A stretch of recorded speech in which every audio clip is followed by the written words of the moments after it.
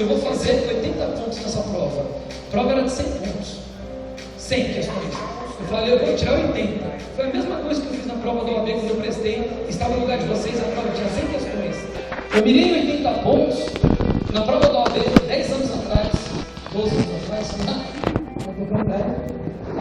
fiz 72. Eu fui para a minha prova, um mês atrás, com vocês, mirei 80 pontos, eu fiz 72 pontos de novo.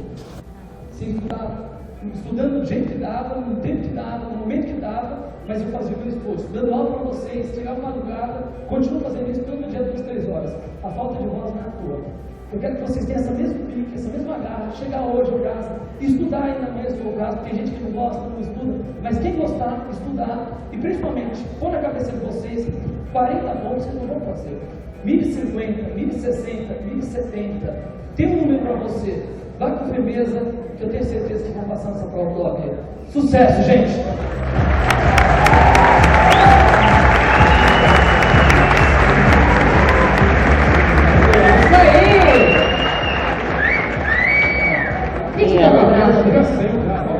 Meu ídolo, vou adicionar no Facebook.